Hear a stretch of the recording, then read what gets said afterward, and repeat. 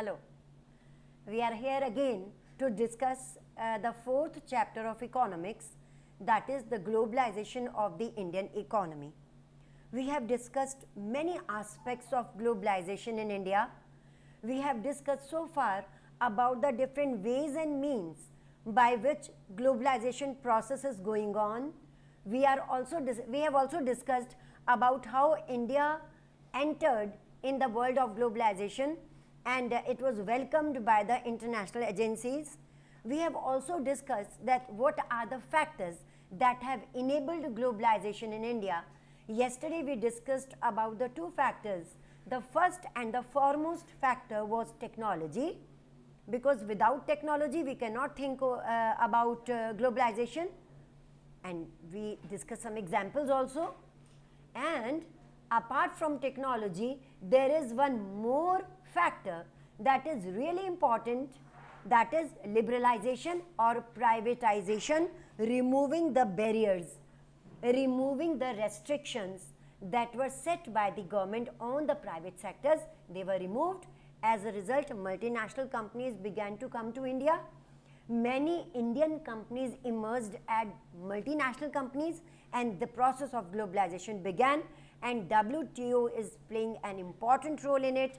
World Trade Organization is an international organization. Initially, it was organized, it was made by the European countries, and now so many countries of the world are its members.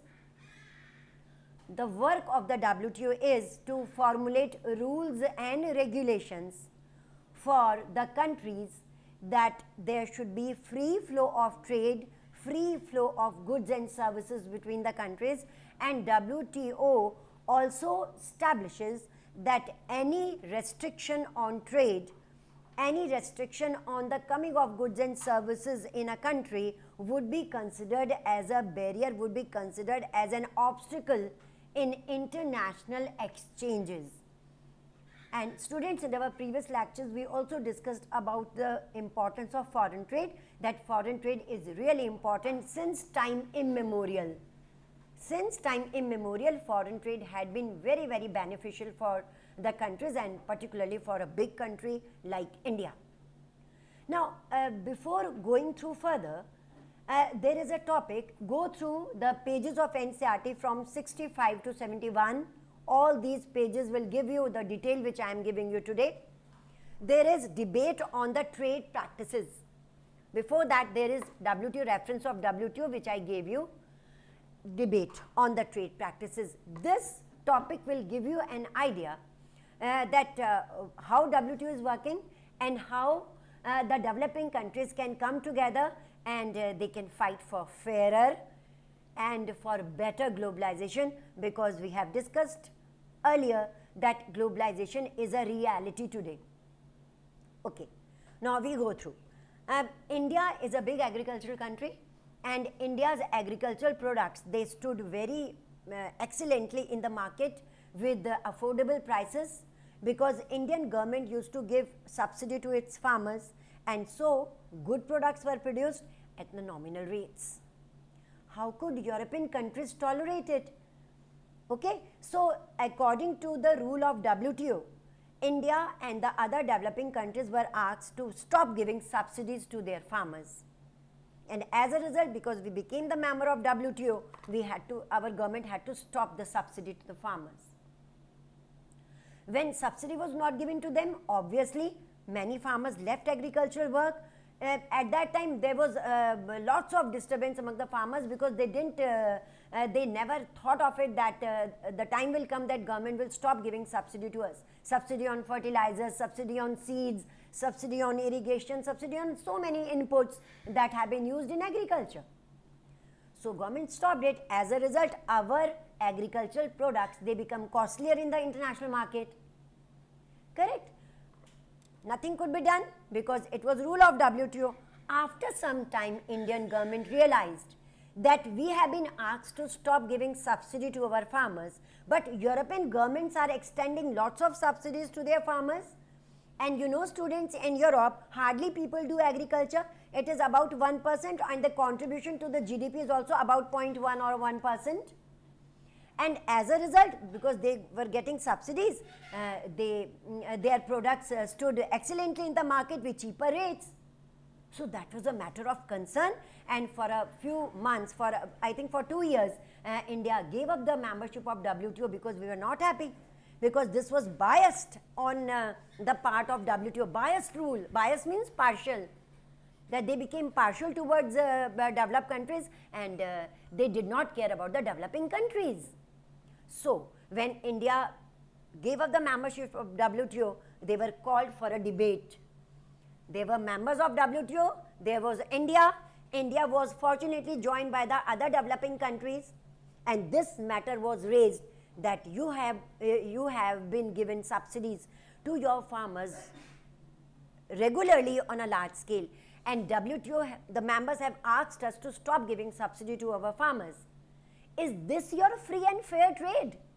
This was the questioning, this was the legit question mark put on the working of the WTO. Is this your free and fair trade? So from then on, Indian government was also authorized to take some decisions themselves. Like for example, yesterday we discussed about the trade barriers. Understand? I also told you that although WTO says that there should be no restrictions on the movement of goods and services and people, but they themselves, the European countries themselves, put restriction on the migration of people because of the demographic problems. So this was a very good step, and at the end of the topic we will discuss that such debates, such discussions should be there time to time, and moreover the developing countries, they should be combined together, because they were under colonialism for a long time, and they could develop after a very big complex process. They could develop themselves. So they should come together and they should oppose the wrong policies of the WTO. So this is a very good topic. You can go through it in your NCERT. I have given you the pages between 65 to 71. You can go through. Then we come to impact of globalization, our last topic of this chapter. Globalization, reality today, impact was obvious, its effect, its impact on the Indian society as a whole, and it is such a vast topic that we have to divide it into two segments: some positive impacts of globalization on the Indian economy and some negative impacts of globalization on the Indian economy too. So as usual, first of all, we will discuss about good things. We will discuss about the positive aspect of globalization, that is the positive impact of globalization. See, there is a simple way to explain it, that for the last few years, for the last decades, European countries, multinational companies are showing their interest to invest in India. So you know why these private companies will show interest to invest in India? Simply because they are getting benefit over here, because they are getting all those inputs, all those things that they need for better production and better profit, because you also know that multinational companies are profit making companies. So it is a very simple matter that for the last few years, more and more multinational companies are entering into India and they are investing here. It is a clear example that they are getting benefit over here.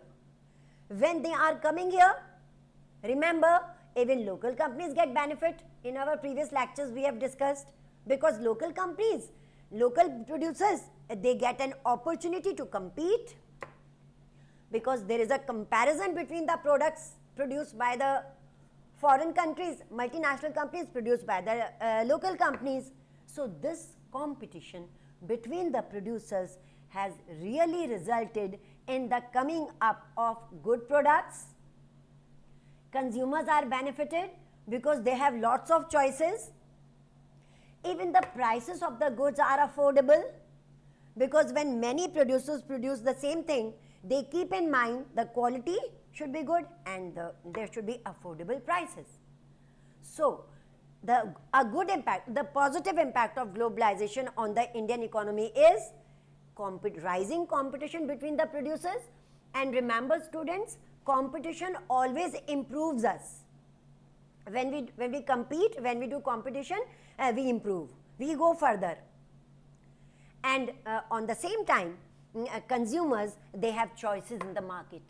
Before globalization, they had no choices. They had to accept what they had in the Indian market. But after globalization, they had choices everywhere. Clothes, eating materials, eatables, footwear, etc., etc.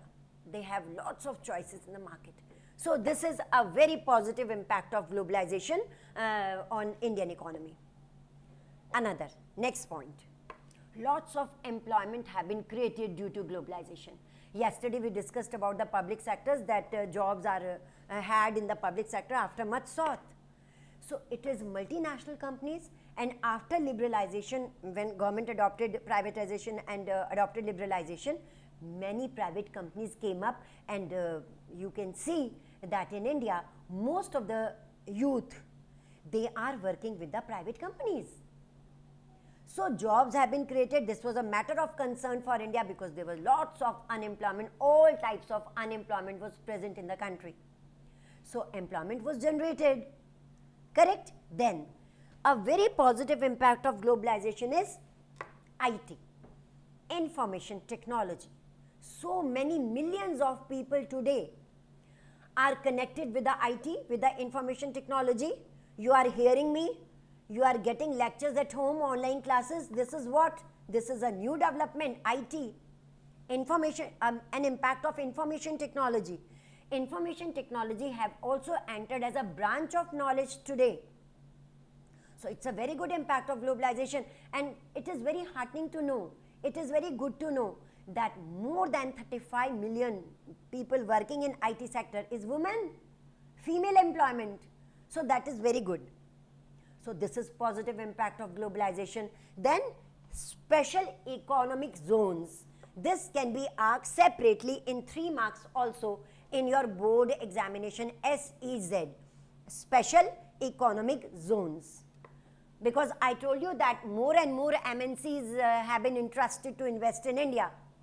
And when multinational companies want to invest in India, they want some facilities also. So many areas in India have been converted into SEZ, special economic zones, and they are providing world-class facilities to the producers like good supply of raw material, good transportation and communication system, skilled labor and unskilled labor, and all the other benefits which they need for better production, and also facilities for their families. So many areas in India have been converted into special economic zones, and that is also a mark of development. So globalization in all has really proved very fruitful, but remember, only for the well-off sections of the society. Only for the well-off section, those who have money, those who have good income, they are benefited by globalization.